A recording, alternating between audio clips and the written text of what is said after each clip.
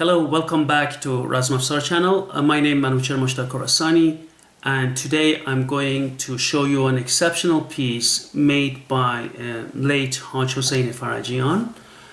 I have written articles, also we prepared videos of his work and his son Mohammad Reza Farajian.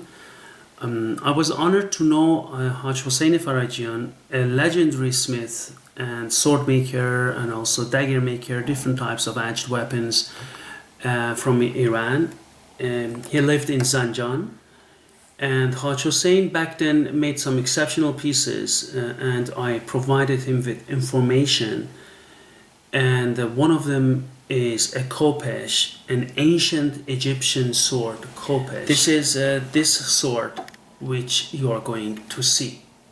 And I'm sure this is not only interesting for people who are interested in ancient martial arts or African martial arts specifically, but for every lover of human culture and any type of martial arts and edged weapons.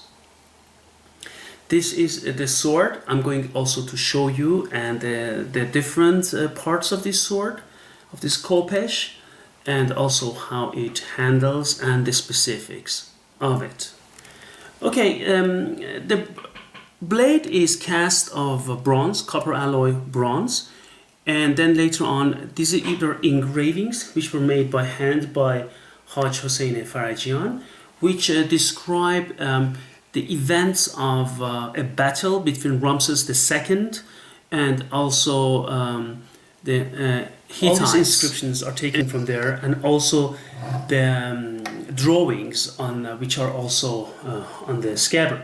The scabbard is made of wood, very well, high quality wood, and then on top, Haj Hossein Farajian put a plate of bronze, and then again, all these drawings are by hand, were inscribed or were done by him. And this is this way, and you see this the way he did this. And there is an opening so you can draw your weapon out of it easily. I can show it to you. If I put it here, you see, when you want to draw it, this comes easily out. Regarding the handling, as I said, you feel as if nothing is in your hand, and the edges are here starts and which is sharpened, and on top of it is also sharp, and the sharpened back edge comes up to here. These parts are not sharpened, and it's case hardened, means the edges Haj Hossein Farajian hammered them. I mean, it is cast, of course, but then the edges were hammered, and so they're going to be harder than the other parts of this sword. So regarding handling, if you have it in your hand and come here, you see you can handle it extremely well. You can give backhand and strikes and different types of strikes, which makes it as if you had nothing in your hands. It's a really, really well made, well cast copper alloy, as we say, or bronze weapon, as many people call it. It is really a very well made and well cast sword. Now I'm going to show you how to carry this. It has a baldric system, you see that? So once I want to draw my Khopesh, I just can draw it down, and then this is easily in my hand. And I can then fight with it and then put it back in the scabbard. The battle is generally dated to 1274 BC in the conventional Egyptian chronology. And it is believed to be the earliest battle in recorded history for which details of tactics and formations are known. It is believed to have been the largest chariot battle ever fought, involving between 5,000 and 6,000 chariots in total. The handle is made of ebony, and the whole blade is engraved with hieroglyphs from the temple of Abu Simbel. The scabbard is made of maple wood, You can see here inside.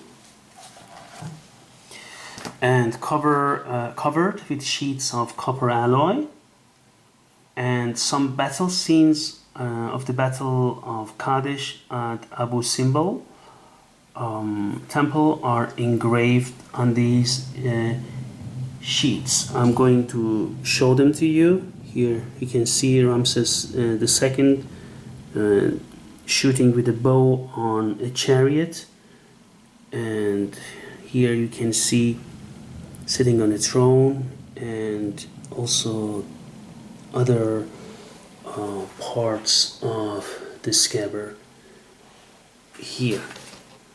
I'm going to change the sides of it so you can take a look at it.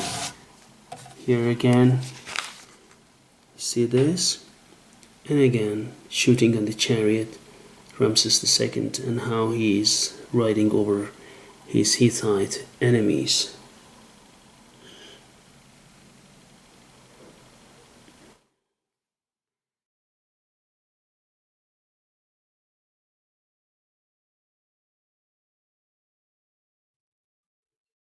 Now I'm going to read the inscriptions, the translation of the inscriptions on this exceptional plate, and what they say.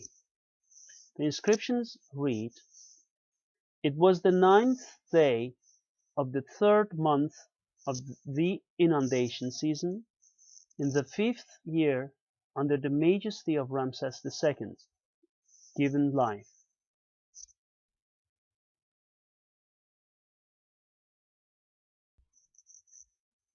And His Majesty was in Syria with his 2nd victorious military expedition.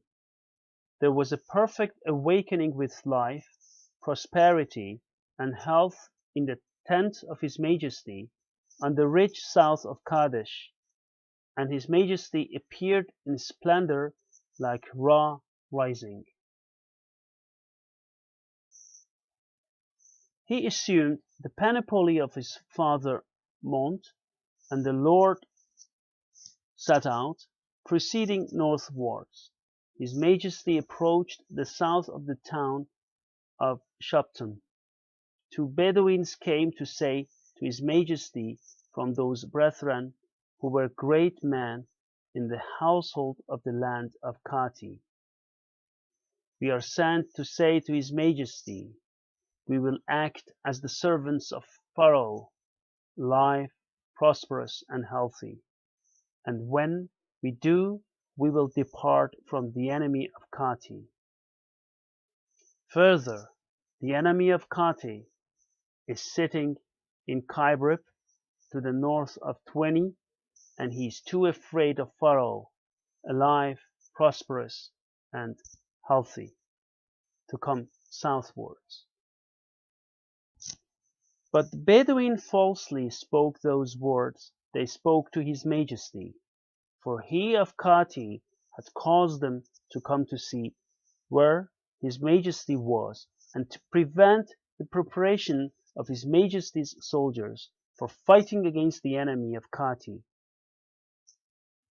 In fact, the enemy of Khatti had come with all the nobles of all the foreign lands, and all the infantry and chariotry he had brought with him in strength, and stood drawn up and prepared behind Kadesh the Evil. And His Majesty did not know. I would like to thank you for taking your time and for sharing time with me to take a look at this exceptional piece made by Haj Hossein Farajian. And well, we are going to present many more swords, many more pieces of armor, and also handmade bows in other videos, in future videos, and also our fighting and also different types of Razmafzar techniques. So stay tuned and please subscribe to our channel. Thank you.